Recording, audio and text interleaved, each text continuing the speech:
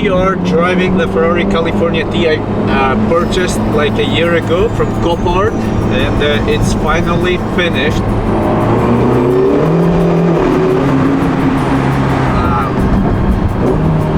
I literally was in third gear and this thing like spins the wheels because it's a rear wheel drive.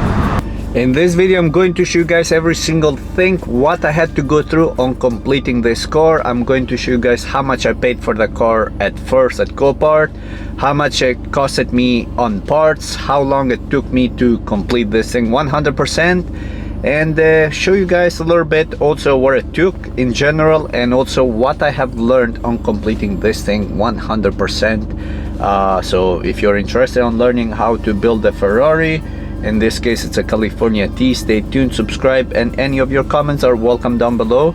And before we jump in the video, I want to show you guys this car has 0 dash lights or warnings or whatever you want to call it. And let me show you guys very quickly before we dive in right in the video. So as you can see, there is no dash light whatsoever. That is for the seat belt, so nothing more. So when I bought this car, literally was full of dash lights. Now as you can see, absolutely nothing. But anyway, let's not waste no more time. Let's dive right in the video and show you guys every single thing. Alright everyone, here behind me I have the 2017 Ferrari California T, which is now 100% completed, and it's absolutely drives and runs like new. And honestly, inside too smells like new. I don't think even the previous owners, I don't think they smoked or anything inside because it smells like new. Anyway, I bought this car for literally a little bit over a year ago, which took me a little bit a while, to be honest with you, to complete this thing 100%. So let's start with this car, how much I paid at auction for this car at first.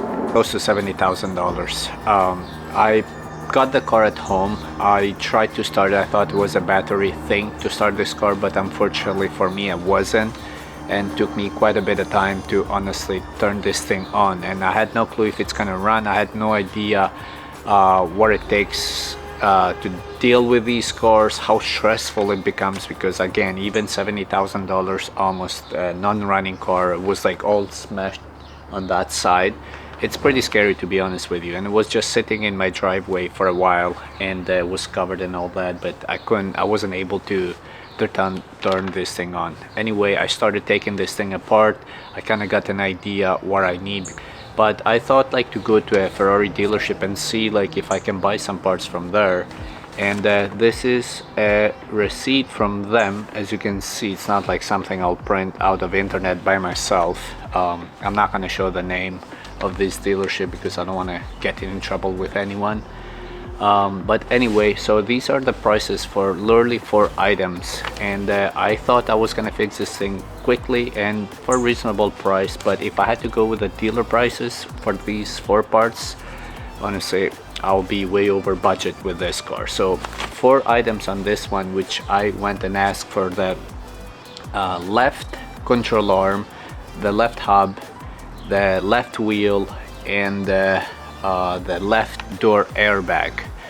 Can you guess how much they wanted for these all 4 parts? Any guesses? Pause the video. If not, they wanted $12,000.51 for these 4 items, which is absolutely insane. They wanted for the left arm, I think close to $1,600.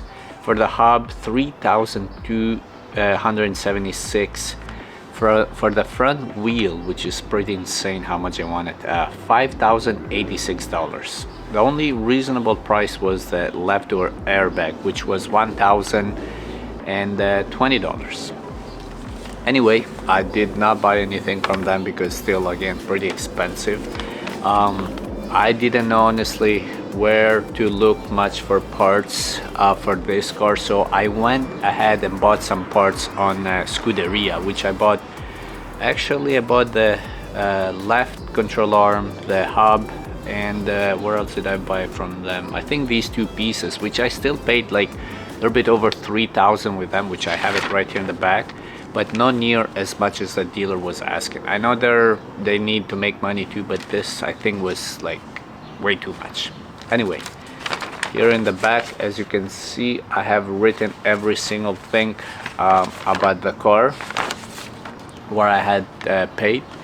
So let's start from the first items. I paid for the towing $220 to start with, which not bad, and actually was really nice. It was $180, but I gave him like $40, I believe, tip, because he had to wait like 20-30 minutes to unload it.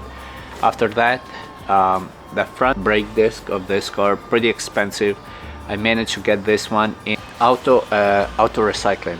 I forgot the complete name, but something like that. So very amazing company. They sell supercar parts. So for the front brake disc, carbon ceramic, I paid almost $1,700 just for that, just for the front one. And from Scuderia, from the complete left front hub and the lower control arm, the front one, I paid $3,296. For the front left wheel, I ended up paying $1,451. This one came from England. For the door panel on the side, which the airbag deployed, I paid $550. For the front bumper washer, I got lucky with this one because they're so hard to find. I found one in Florida and I paid $135. Not the same color, so I had to paint it. Front bumper, I kind of got lucky with this. I found one in eBay nearby here in Los Angeles. Still was done some work to it. So anyway, I paid $1,100 plus I had to paint it. I also had to get the back rotor for this one because it was cracked, and the airbag, which for both of them I paid $2,116, which I think they hooked me up a little bit on the price on this one because I bought quite a bit apart from them, so they gave me a little bit a better deal in this one. And then after that, I got a used front tire. At the moment I paid $93. I just wanted to move it around a little bit because it was completely gone. So to paint the front bumper, the fender, and actually the door, I have a very good friend of mine which he charged me not much, honestly. You might think they charge like some crazy number on these cars. If you bring it to a dealership, of course they're gonna charge you an arm and a leg, but I ended up paying $900 for just the bumper, the left fender or wing, whichever you want to call it, and the left door. So $900, I think it's very reasonable price, because considering it takes some time, to be honest, to deal with them. And actually the door and fender, they needed some work because when I bought it, they smashed a little bit the fender and the door. They tried to open, I don't know why, but it was pretty annoying to see that part. Fender cover on the other side, I paid $65 second hand. I bought a spray can on eBay for $25 just for some touch-ups. I had to buy the undercover tray underneath, which again second hand I paid $479. Buy a brake line. This one, the only thing I bought from the dealership was a brake line for the brakes, so I paid $68 for that. And I had to buy the tie rod for this one, $238, about New York. And then I had to buy the upper control arm as well, again second hand. I paid $460 from auto recycling. And also I had to buy a tire sensor and computer diagnostic, because at that time I thought I was gonna be able to reset few things with this one. So I paid $180 for that. For the tire sensor, I think was $120, plus I had to give him a little bit something to diagnose it. After that, again another computer test I had to do with this, which $50. I had the airbag to reset, which I paid $60, which is not bad, to be honest with you. I had to buy a brand new battery for this car, $320. I did not buy original one, and crazy to say, but in my experience with this, I had the original battery. I'll charge it, I will say be okay, but a lot of Ferrari owners, they put this in a trickle charger to keep them charged. But honestly, in 1.5 years I never put it in a trickle charger, and honestly sometimes I don't get to turn this thing for a couple weeks, 3 weeks, and starts right up, no problem. So that was it. $320 the battery. Alignment, $250 for this one. I know they're cheaper, but anyway, $250, not bad. and then I had to do an ABS. I don't know if they replaced it or what they did, not sure 100% to be honest, but they had to do some work to it. And the roll bar safety on the back, where is the hard top goes up and down behind the seats basically. So the mechanic told me for the ABS, told me once they sit for a while they usually go bad. Even if they don't get damaged, sometimes they go bad. So I don't know if he replaced it or fixed it, that one, but for these two items I paid $6,500. That's the most pricey thing I have paid. An oil change, crazy enough to say, it's very reasonable if you don't go to the Ferrari dealership, but if you go to a Ferrari certified second hand, I would say, or secondary, I don't know, whatever you want to call it, I paid $380 for the oil change of this. Another stupid mistake I did with this, which at first when was running and everything, I couldn't align the body panels on this car by myself. I tried so much, but I couldn't align the hood and the bumper properly, so I took it to an auto body shop. Through connection a little bit, I would say, they charged me $2,800, and honestly it seems like they didn't do nothing. But since I went through connections, I couldn't complain much, so and move on with it. But I had to take it then again somewhere else when I paid not much, to be honest, and they did a really good job with it. But $2,800 at this auto body shop, they didn't do a good job, and they claim they do supercars, all the kind of supercars, but honestly they didn't seem they did much at first. So the grand total for this fully rebuilt, without considering my time and some small stuff I didn't even mention in here, the total come to $24,035, which honestly, now that I know in what condition this car it is, I'm in it like over $90,000 in this car. But when I bought it was 19,300 miles. Now it has about 25,000 miles, so I have driven it quite a bit, to be honest. Such an incredible car. Like, this car brand new was $250, so I am less than half, a lot less than half on it, and drives absolutely like nothing happened. Mostly they're brand new parts on the damage, but the previous owner, at least at my conclusion, he was doing some donuts and hit the curbside, so he damaged a little bit on the left side. Even the bumper, to be honest, wasn't that there. I could have fixed that one, because sometimes they break in half, but if you put some time and dedication you can fix those as well. But anyway, so yeah, I'm about $24,035 on it without considering my time at all, which took quite a bit of time, and how many places I had to go through and figuring things out, because not many places actually they want to deal with salvage cars. Actually, the Ferrari dealership, they didn't want it to deal with it. So, and I knew some people there too, but they didn't want it to deal with salvage cars.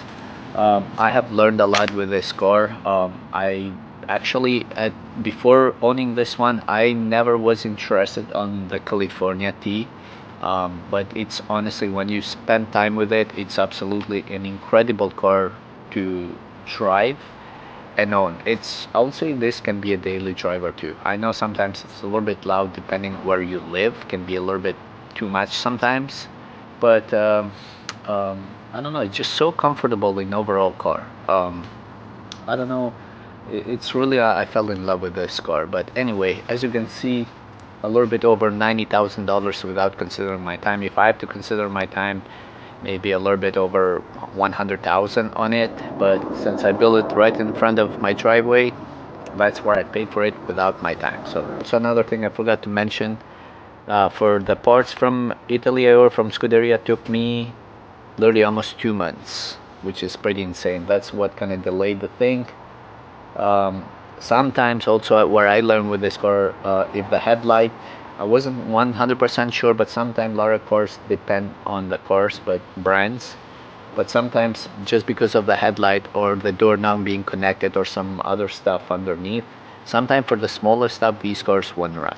But I put everything together just hoping it's gonna run. I had one last wire, and I still to this day don't know what did underneath. This car started right up, and I was so tired on trying to film when I was trying to turn this thing car, which my old SD cards got full on trying to get. So at that moment when this car turned on, I wasn't filming. So, but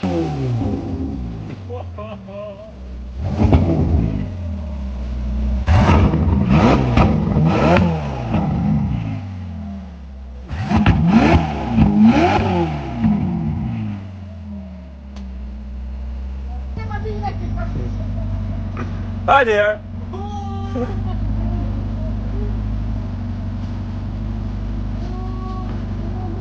you had to see the amount of happiness on my face. It was priceless, to be honest. And on top of that, I'm just so amazed at myself what I got to build in my driveway. Such an incredible car. I didn't complete it 100%, but most of it I did by myself, which I'm so proud at myself. And actually I built this with my cousin, which shout out to him too. But as you can see, looks and drives like a brand new car. Anyway, you guys leaves any thoughts or comments down below. You guys let me know if I overpaid. What do you guys think? I'll take you guys for another quick tour of this car, because look at that. Honestly, such a beautiful car. And I think this, not because it's mine, but the color looks much better this one than the red on this one. Anyway, look at that, absolutely beautiful. Anyway, you guys let me know in the comments what you guys think, and I'll see you guys on the next video about this car, if it was a good idea to buy this one or not as an investment. I know what you guys gonna say, but whatever, I'll let